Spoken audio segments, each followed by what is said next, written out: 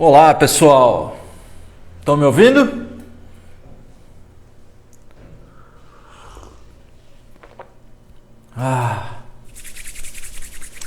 Bem-vindos a mais uma live. Eu dei uma pedalada de manhã.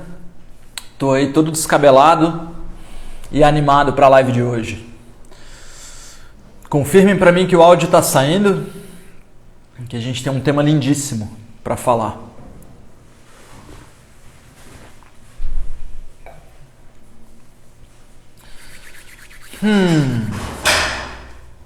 Minha mãe chegou em casa, eu atrasei um pouquinho o começo da live.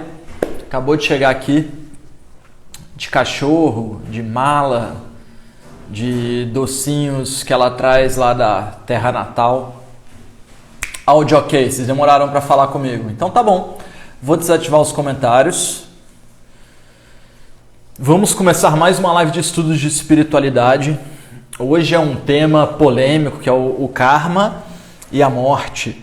Mas a gente vai fazer uma síntese bem legal, levando em conta tudo que a gente já falou nos outros dias. Então, vamos desmistificar o tema, o qual deixa muitas pessoas com medo, né, com receio de conversar, de entender. Assim, a gente tem um medo do desconhecido.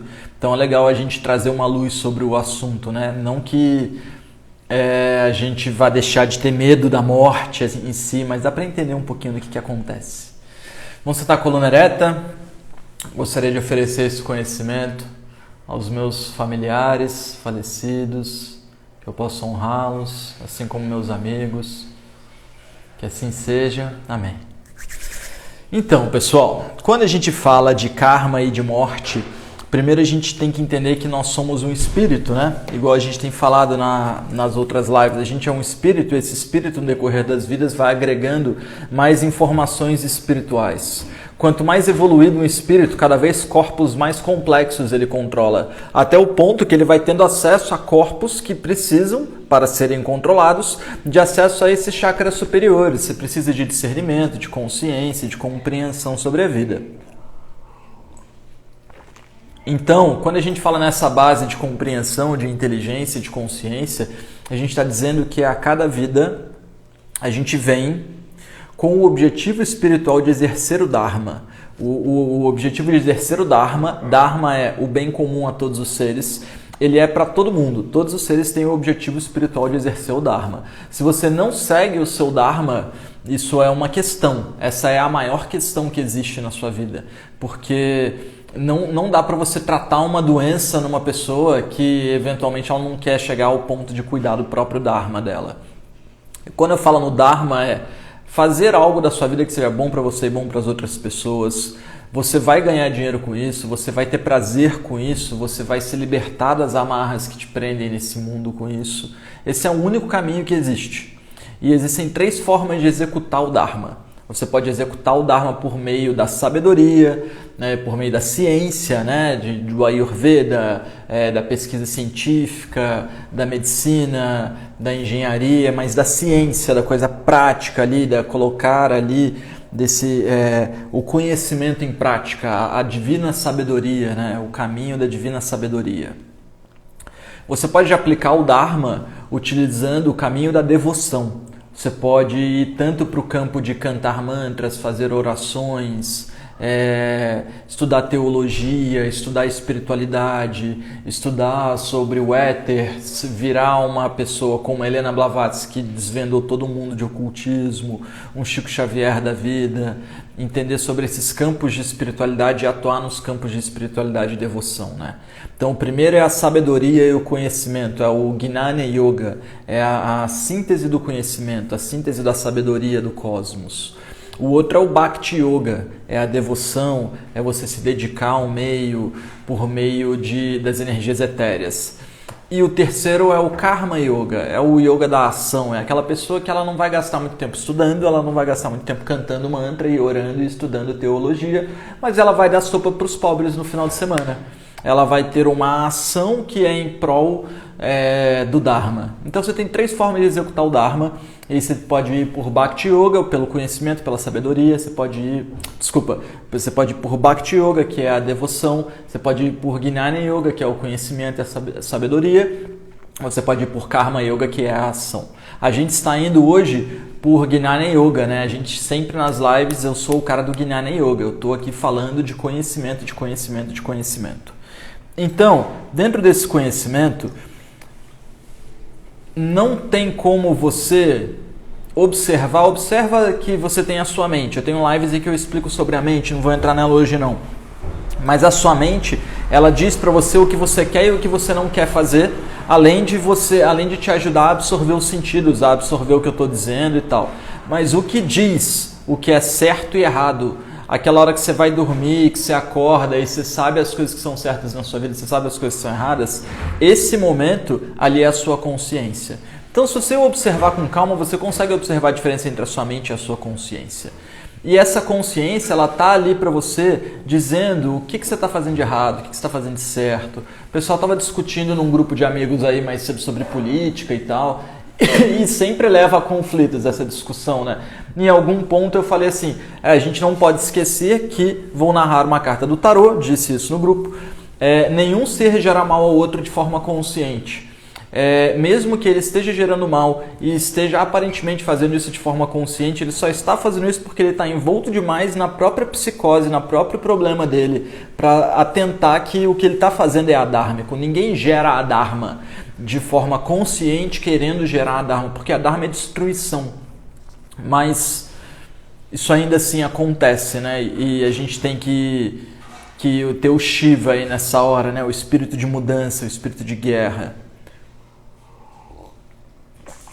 Quando a gente observa, então, a existência dessa consciência que nos dá informação sobre o que fazer, sobre como fazer, observa que ela não deixa você ficar em paz. Ela não deixa você receber a sua mãe em casa com a casa bagunçada. Minha casa tá bagunçada e eu estou aqui incomodado de saber que minha mãe chegou na minha casa. Minha casa tá bagunçada, minha faxineira furou comigo. Eu é que vou fazer essa faxina. Então, o que acontece? Quando a gente para perceber esse poder da consciência, ela vai estar sempre aí para te dizer o que está faltando. E é intrínseco a todos nós a ciência de que tem alguma coisa faltando. O tempo inteiro a gente está querendo mais, né? É natural do ser humano querer mais, querer mais, querer mais. Então, observa como o tempo inteiro a gente está querendo mais, o tempo inteiro a gente está querendo mais. Até quando a gente está contente, você ganhou o barato, agora eu vou descansar, porque depois que eu descansar, eu tenho uma coisa para fazer, né? Então a gente sempre tem mais coisa. Até quando a gente descansou, a gente quer descansar num local específico e se alimentar de uma coisa específica e ter um prazer específico. Essa consciência, ela não morre no momento do nosso falecimento. Eu vou ler um texto para a gente hoje, mas eu quero explicar esse texto antes. Essa consciência, ela está ao acesso do nosso espírito, mesmo depois que a gente desencarna.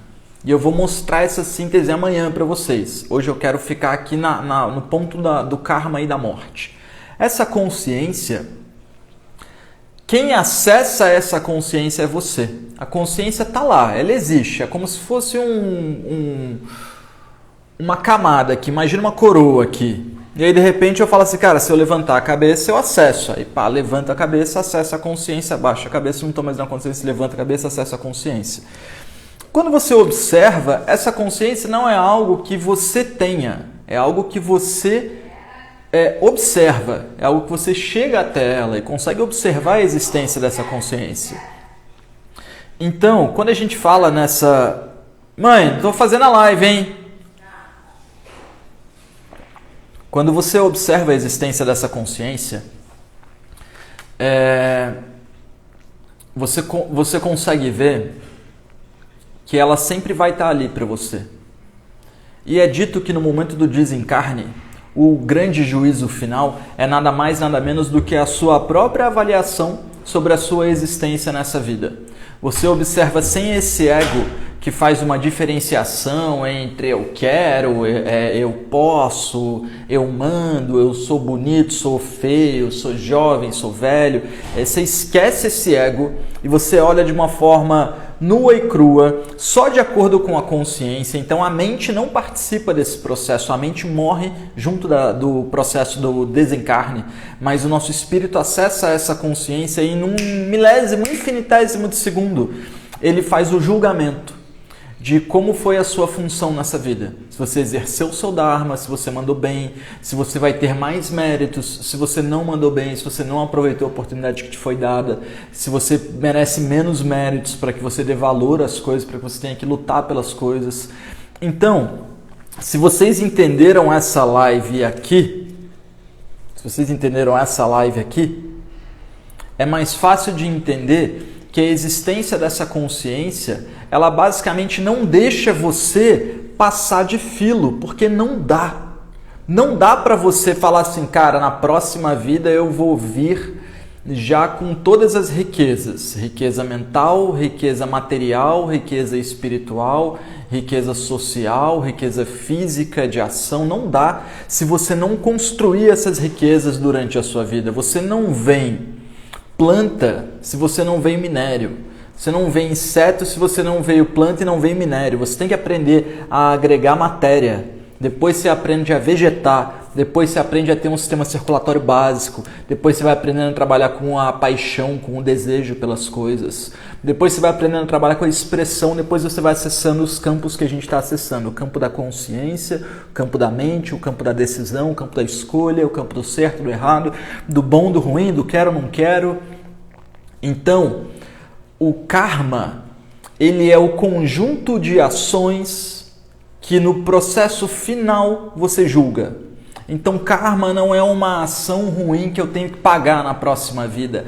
Karma é a ação que foi realizada. Karma traduz-se diretamente como aquela ação no momento. Então, é o produto da ação, mais ou menos isso. Então, o produto da ação, a ação é feita e ela gera um produto benéfico ou um produto maléfico, mas quem avalia esse produto é você no momento do desencarne.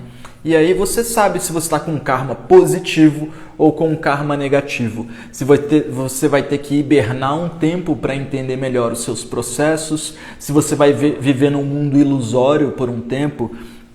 Tem um filme muito bom com Robin Williams que chama Amor Além da Vida. E ele mostra esse processo do desencarne, e essa leitura que eu estou explicando para vocês, ela está no Espiritismo, ela está nas ciências ocultas que você procurar do budismo, estudo espiritual do Ayurveda, estudo de Sankhya, e tudo falando a mesma linguagem, Então, eu vou ler um textinho para vocês agora, do livro Ayurveda, a Ciência da Longa Vida, na página 33, se eu não me engano. Página 32 e página 33, tá? O karma.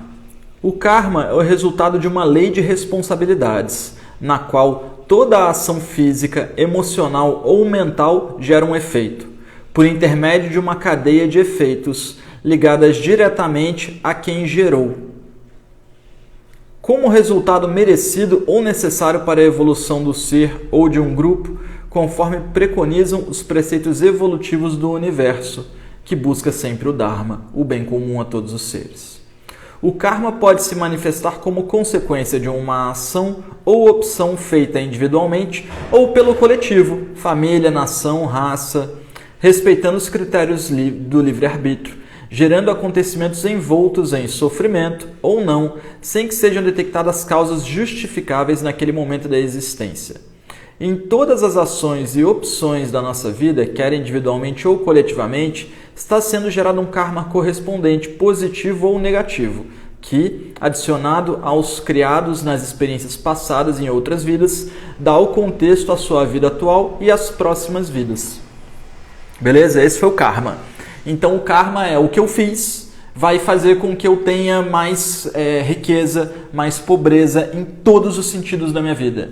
Então essa parada de tipo, mano, não faz sentido a pobreza no mundo. Cara, tudo, a vida e a morte, elas fazem sentido. A nossa mente, ela é muito limitada às preocupações limitadas da mente para que a gente se julgue tanto dono do conhecimento ao ponto de falar assim, não, mano, essa pessoa não merece morrer ou essa pessoa não merece viver. São coisas muito sutis de serem analisadas, né? O universo, o ser não morreu. É isso que eu quero dizer, o ser não morreu, ele está na jornada dele, ele avaliou a própria existência dele e é um ego muito ruim, né? Um ego no sentido de um pensamento muito enraizado dentro da minha própria opinião, acreditar que eu sei o que é melhor ou pior para a vida de uma pessoa ao ponto de querer, putz, mano, ela se foi, eu queria que ela estivesse aqui. Todo mundo quer, é óbvio que eu quero que o meu tio ainda esteja aqui, que faleceu ano passado, eu quero que ele esteja aqui, mas ele não está. Então eu não posso vibrar numa intensidade de insatisfação. Entende o que eu quero dizer? Eu não posso vibrar numa intensidade de insatisfação porque a minha vibração é sentida pelos outros seres. Então isso dificulta o processo de passagem. A gente vai ler agora a morte. A morte é o mais natural, misterioso, temido e inevitável fenômeno a que estão sujeitos todos os seres vivos, sendo influenciados por um contexto de temor que foi criado e mantido pela maioria das doutrinas religiosas nos últimos séculos. Segundo a maioria dos contextos religiosos, o resultado alcançado após a morte é a consequência dos atos praticados somente durante essa vida, variando desde a absolvição com a permanência no céu celestial até a condenação ao fogo do inferno para toda a eternidade. A morte somente é consumada, e a gente vai entender melhor o que eu vou dizer aqui hoje, a gente vai entender melhor isso daqui amanhã também, tá? Amanhã tem uma síntese maneiríssima. A morte somente é consumada quando o seu espírito consente, isso é, quando o seu espírito detecta que o seu veículo de expressão, o corpo físico, não apresenta mais condições de ser utilizado com eficiência. Olha que doido, meu espírito reconhece que o meu corpo não consegue mais ser utilizado com eficiência e aí o meu espírito consente com o desencarne. Em um momento que antecede a morte natural ou acidental, é vivenciada em frações infinitesimais de tempo, uma retrospectiva da vida já cumprida e avaliada nos seus aspectos positivos e negativos, tornando quem passa pela experiência do desencarne o juiz de si mesmo. A consumação da morte, nesse caso, de acidente natural ou acidental, não se apresenta como um quadro doloroso, pois ocorre o entorpecimento da consciência física. Mantém-se a consciência global dos demais corpos, causando no morto, então, uma sensação de continuidade de vida. A morte brusca, no entanto, gerada intencionalmente, apresenta resultados semelhantes ao da loucura, em virtude do ingresso de modo despreparado e sem cuidado no plano astral, onde é mantida a percepção da continuidade da vida. Esse parágrafo é meio punk.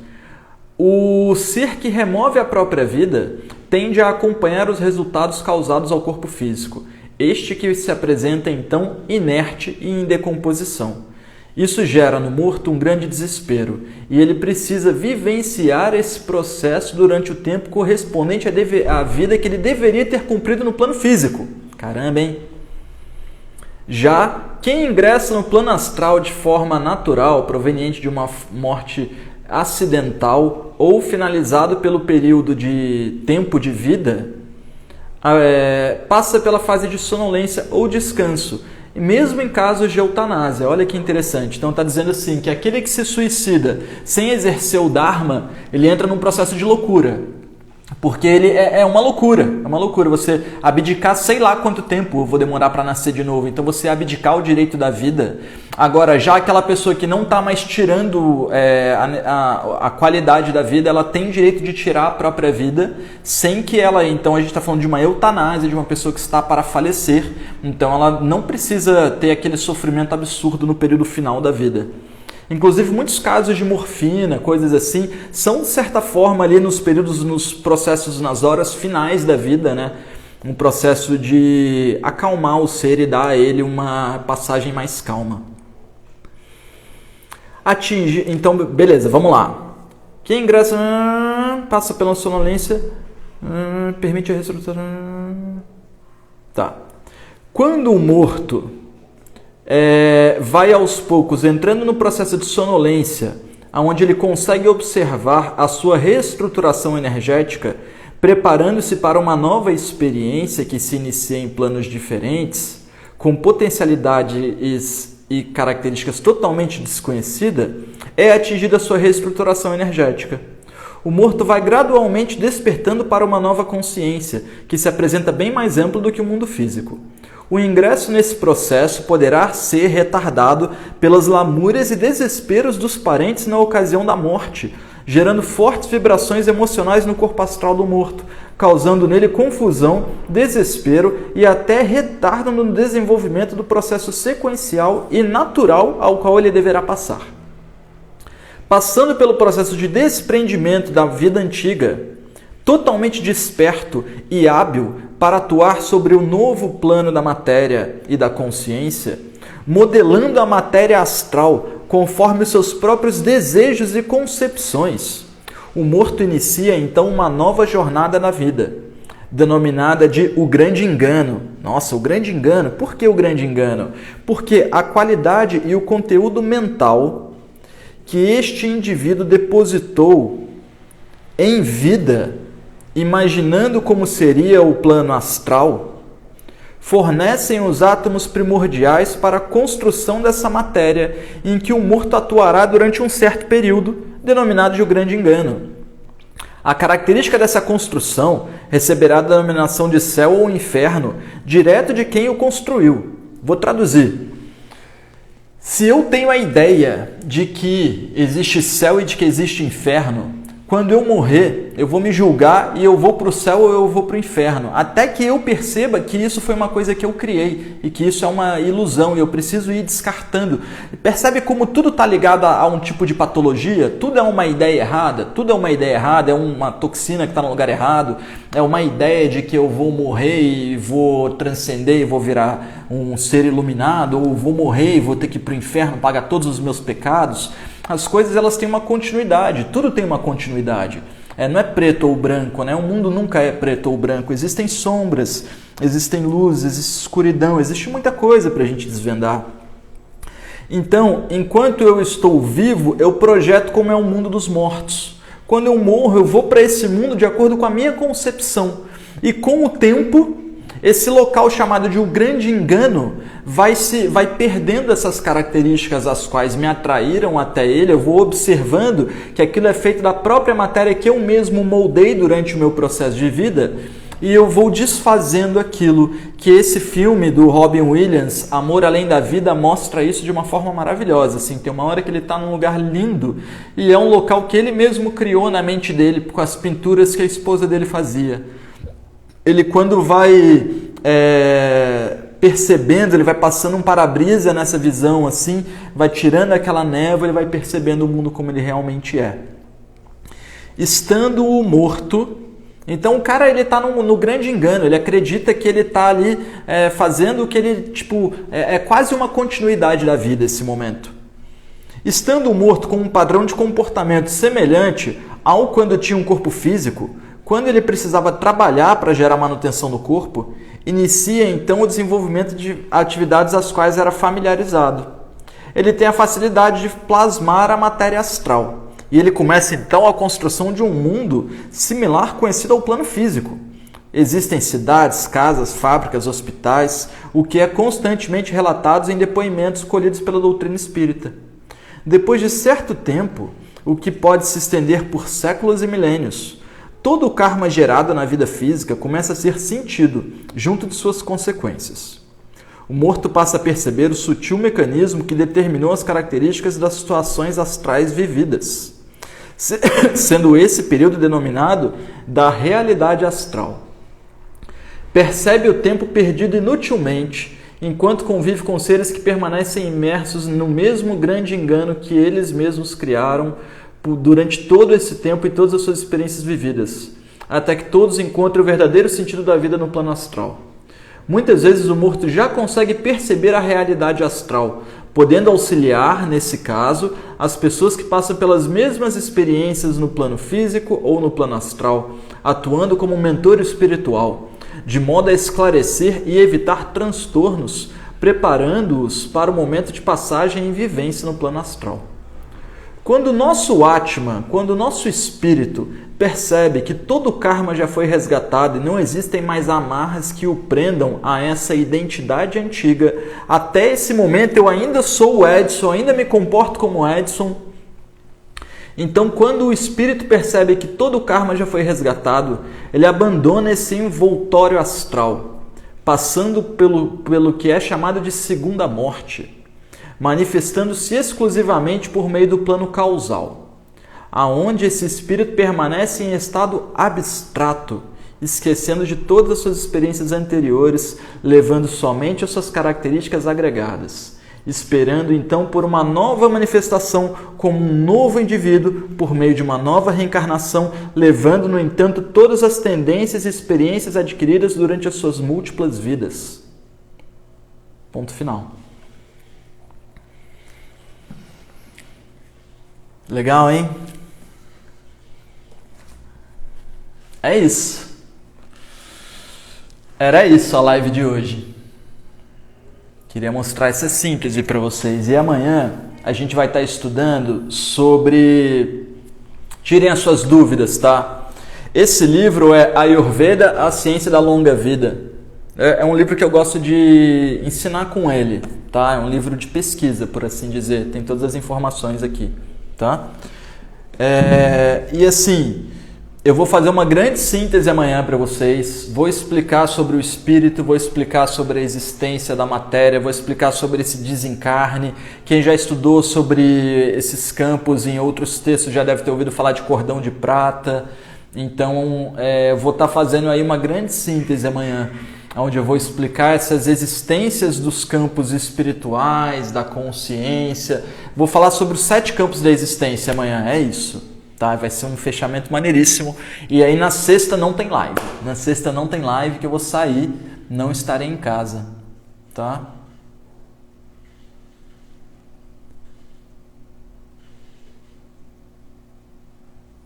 Tem um livro e um filme, O Nosso Lar de Chico, explica bem esse texto. Legal, legal. Ó, O Nosso Lar do Chico Xavier, legal, eu não vi. Já ouvi falar desse livro. É isso, galera. Vocês têm dúvidas no tema? Senão eu vou encerrar. Mas eu não gostaria que vocês fossem embora com dúvidas, porque é um tema denso, bonito, complexo, mas que ele se amarra bem, assim. Então é muito legal da gente entender, né? Como lidar com a morte de um ente querido, mesmo sabendo que isso faz parte do ciclo da vida? Eliette, tem uma carta do tarô de Osho, que é a carta do sofrimento, né? A dor não está aí para fazê-lo infeliz. Ela está aí para deixá-lo atento, atenta. Porque apenas estando atentos, a gente dá atenção para o momento presente. Apenas estando atentos, a gente faz as coisas certas. Muitas vezes a gente vive a vida inteira sem atenção. E aí, de repente, morre um ente querido. Nessa hora, apresenta-se uma oportunidade de estar mais atento para a vida, porque a morte é um processo natural e a gente tem uma grande oportunidade de estar atento para a vida no momento do desencarne de um ente querido.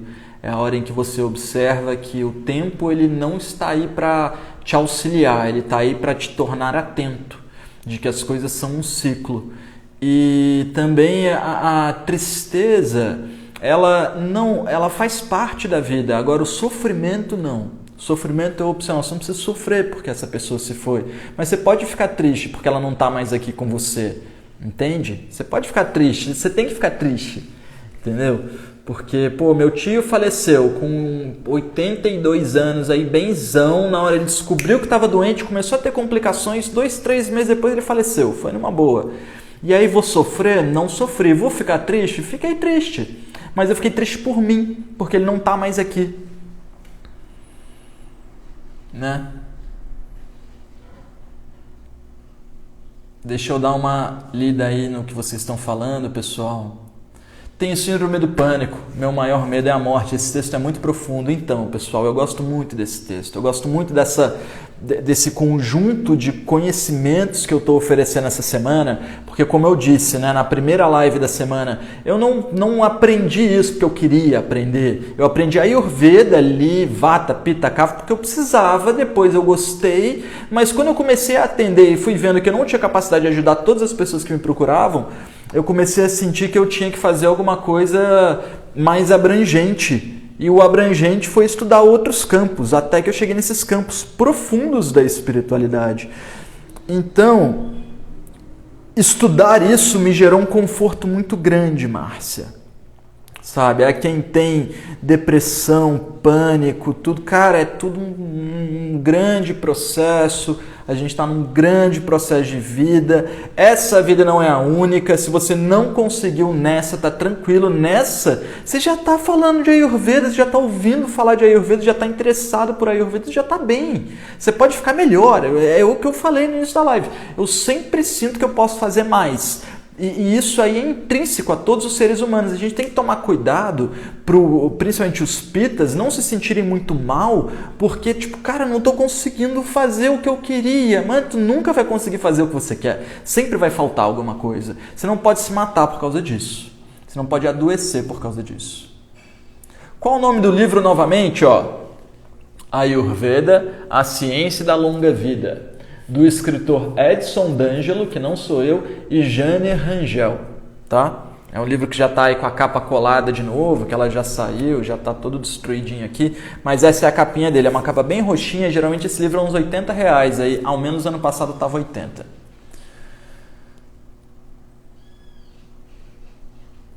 É isso aí. Como conseguir superar a morte de uma irmã? Há um ano atrás, dia 1º de julho desse mês, eu perdi 2 irmãos, a dor enorme no coração, não sei como conseguir suportar tanta dor. Então, Nina, o que eu disse agora, né, que eu expliquei sobre esse processo de entendimento, de que é mais a gente que realmente sente, e assim, você tem que se dar a oportunidade de viver.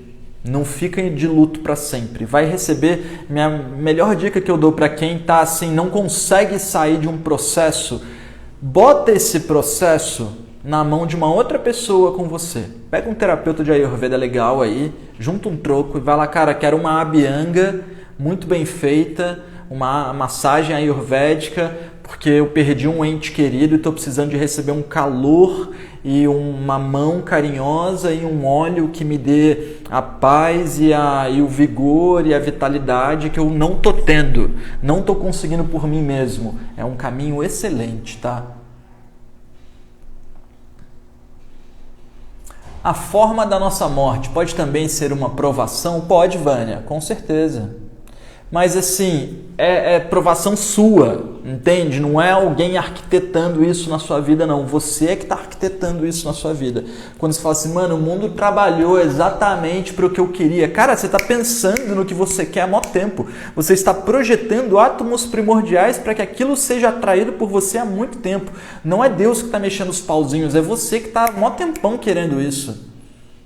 A ansiedade e o pânico são uma vibração. Temos pensamentos negativos. Aprendi a mudar esse padrão. Vale a pena. Isso aí, Janaína. Isso aí. E eu sinto que esses 3 caminhos, né? O caminho da devoção, o Bhakti Yoga, o caminho da ação, o Karma Yoga, o caminho do conhecimento, o Gnana Yoga. Você pode trilhar qualquer um dos 3, mas o importante é trilhar um deles. Eu tenho esse livro há anos. Que bom. Acho que o medo da morte está muito relacionado à nossa falta de realização em vida. Sim, Lilian. Um dos textos que eu li uma vez dizia que o Alzheimer ele é considerado dentro de campos espirituais uma doença de pessoas que precisam esquecer a vida para que o momento do desencarne seja mais doloroso. Então você tem que esquecer que você não exerceu o seu Dharma para que no momento da morte você morra como uma criança que não tem culpa das coisas, para que você consiga se desprender com mais facilidade, para que tu consiga seguir a jornada. Complexo, né? Vai ter carta de tarô? Não sei, hein? O conhecimento de Ayurveda me mudou muito na superação do medo, amém. Realização tem muito a ver com Dharma, tem sim. Quando perdemos os entes queridos, aprendemos a valorizar a vida, amém. Perdi um filho há pouco tempo, e é impressionante como a gente passa a enxergar outras coisas. Olha, Neuza. Já ouvi essa frase uma vez e concordo completamente. Nenhum pai e mãe merece enterrar um filho, né? Mas acontece. Que a vida possa te agraciar com muitas alegrias e muitos outros frutos. Eu sou da área de saúde e lido com a morte todo dia e percebo quando o óbito não aceita a morte, o seu corpo fica pesado, ao contrário dos que a aceitam. Sabe me dizer algo sobre isso? Interessante, hein, Adriana? Pode ser o tamas, né? Pode ser a própria energia corpórea da pessoa ali, mas Eu gosto muito de pensar em física dentro disso. Tem um livro super interessante, eu acho que se você se dedicar ao estudo desse livro, você vai achar a sua resposta, tá? Vou colocar o nome do livro aqui, chama A Grande Síntese de Pietro Ubaldi. Esse livro é punk de ler, é difícil de ler, tá? Então eu acho que se você se dedicar ao estudo desse livro aí, você vai ter a sua resposta e aí fala para mim também. Verdade, temos que criar tolerância ao tédio, limiar maior de frustração. E essas sabedorias ajudam muito. Amém. Aí, a Janaína aplica Bianga, amém. Edson, você acredita em destino ou livre-arbítrio? Eu acredito em livre-arbítrio, mas eu acredito que existem forças como anjos que tentam dar uma forcinha ali, tentam dar um empurrãozinho ali, arquitetar para você conhecer uma pessoa que vai te apresentar uma outra coisa, que vai, no caso, eu vim morar em Pindamonhangaba, porque eu queria uma qualidade de vida melhor, queria estar perto de Volta Redonda, ainda perto de São Paulo. Pindamonhangaba é exatamente metade do caminho entre Volta Redonda, onde mora minha mãe, 170 km, e São Paulo, onde é a Sank, onde é a minha empresa, e onde eu estava morando, e onde tem um aeroporto para eu poder usar. Então eu resolvi vir para Pindamonhangaba. Eu pesquisei aí por 3, 4 meses ano passado sobre uma cidade que tivesse custo-benefício, tivesse ar, tivesse qualidade de vida. Aí eu falei, Pindamonhangaba, legal. Vim ver a casa, achei a casa bem legal. Aí por acidente vi que a casa ela é toda ligada ao Feng Shui, assim, todas as características da casa são ótimas, de ótimas qualidades, assim, beleza. Aí, na hora que eu vim morar, eu falei, cara, eu tô indo morar na cidade de Nova Gokula, da Fazenda Hare Krishna, onde eu fiz meu primeiro curso de Ayurveda e não tá tendo mais curso de formação. Aí quando eu fui dar uma visitada lá na fazenda, quem tava lá, a primeira pessoa que me recebeu foi a pessoa que organizou o curso de formação. Ela nem me reconheceu, quando me reconheceu, eu fui tipo, cara, que legal e tal. Então assim, eu não acho que tem destino, mas eu acho que tem aí um grupo de coisas arquitetando. Da mesma forma que eu tento ajudar vocês, já que eu não estou atendendo, a conhecer pessoas boas que estejam atendendo e pensem de maneira parecida com a minha, eu acabo fazendo, acho que existem seres que fazem isso por nós em outras egrégoras. Edson, hoje eu atendi uma moça de 43 anos que teve um AVC e está sem força na parte muscular, sem andar. Você pode me dizer uma dica de como ajudá-la? Ô jovem, dica é muito difícil. Tem uma terapia no Ayurveda que é a Pinda Sueda. E se você fizesse uma Pinda Sueda bem feita, que é você vai pegar um balá, vai cozinhar arroz com leite, vai fazer um chá de balá de leite, depois vai cozinhar arroz nesse leite com um pouquinho de gengibre, aí vai fazer uma massagem nessa pessoa com as trouxas de leite, com arroz cozido. Isso aí levanta defunto. Levanta defunto. A pessoa morreu lá, testar de óbito, faz essa massagem aí e levanta. Então, mas é difícil saber fazer, tá? O Ayurveda me ajudou a ter mais calma, a fazer escolhas. Incrível como muda o nosso ser por inteiro. Amém. Acredito muito nisso que falou sobre a morte de quem tem Alzheimer. Pode crer.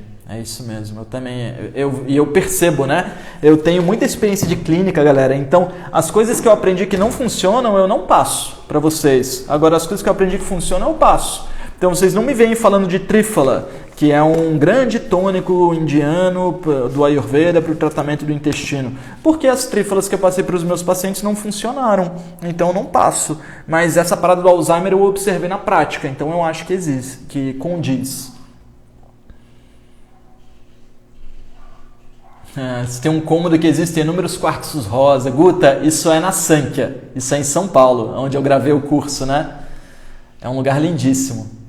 Também saí de São Paulo para sair dessa aceleração. Estou há 5 anos em São Sebastião, em maior contato com a natureza e meu próprio ser. Foi maravilhoso, é muito bom. Qual escola você fez o curso de formação? Del, eu fiz primeiro com Krishna Kshora em Nova Gokula, depois eu estudei com o Dr. Ruge na Sudha Dharma, depois eu estudei na Arte de Viver no Canadá, depois eu estudei com todas as pessoas que eu atendi de 2013 em diante, eu dei muita consulta e eu ia vendo a necessidade de estar ensinando coisas diferentes. Aí eu estudei herbologia, estudei alquimia com outras pessoas, estudei um pouquinho na Índia, dos rituais. Estudei bastante astrologia por conta própria, depois eu estudei quiromancia, né? Leitura de mão, que eu continuo estudando bastante. Estudei bastante pulsologia também, Então, tu não para de estudar Ayurveda. Tu não para, porque às vezes vai aparecendo uns pepinos aí, e quanto mais pepino aparece, mais você estuda e mais pepino aparece. No candomblé, a comida que você oferece para Oxalá é arroz com coco. Impressionante como tudo conversa. Olha que legal. Para quem quer fazer uma desintoxicação, posso usar a Hare Kumari? De que forma? Ai, Bianca, é difícil, porque olha só, período de desintoxicação até é um período aí, tá começando a esquentar, né? Mas é mais o quente e úmido. E você quer desintoxicar qual dosha, né? Então eu tenho aí evitado ao máximo dar dicas, porque senão eu viro uma pessoa que ficou dando dica e eu até tiro de você a oportunidade de passar com um terapeuta que realmente te passe alguma coisa pontual ali, te explique toda uma existência, né? Qual toxina é, qual vai ser o efeito do Hare. Então, assim, o que eu costumo indicar para as pessoas de forma geral, ao menos para limpar o plasma e o sangue, é 2 comprimidos com um copo de água morna de manhã, tá? É básico. Mas se você está muito magra, muito leve, muito seca, não indico, tá bom? Você tem uma memória incrível, é Gui, galera, é Gui, tá? Edson, foi linda a live. Também queria saber o que você fala da Madhueranda. Lilian, Madhueranda é maravilhoso, principalmente se você comprar da Rose, do Ayurveda Agni Salvador, tá? Madhu significa mel e Eranda é mamona.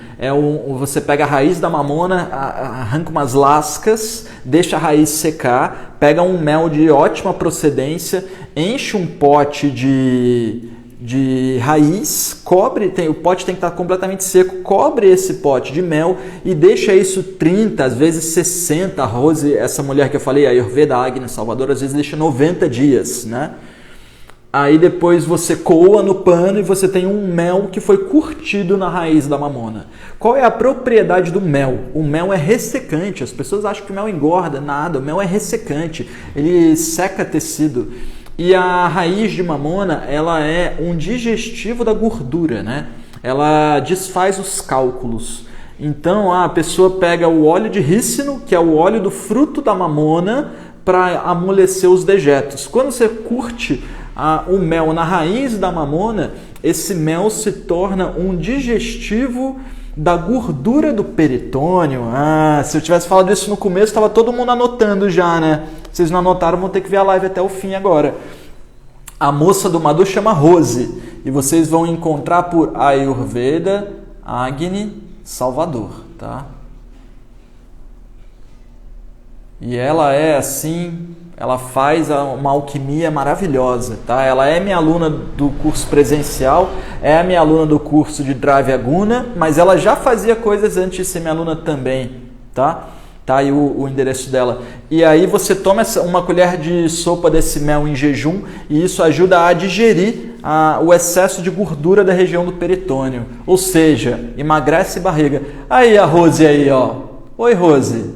Bem-vinda. Aí, fixei o comentário dela aí para quem quer comprar Madhueranda. Fiz mal propaganda aí, Rose. Tá, estamos chegando, hein?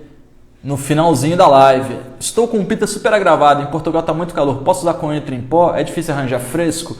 Então, Andréia, tudo que, se você está com um pita agravado, fogo, você deve estar meio seca também. Então tenta usar as coisas úmidas, úmida é melhor do que seco, tá?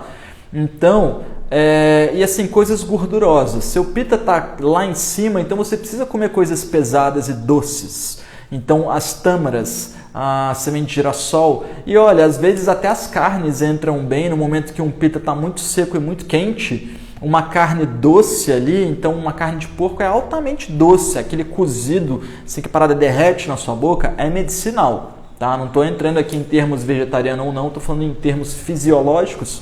Isso é medicinal para um pita muito agravado. Uma carne de porco com coentro aí da vida pode te fazer bem, tá?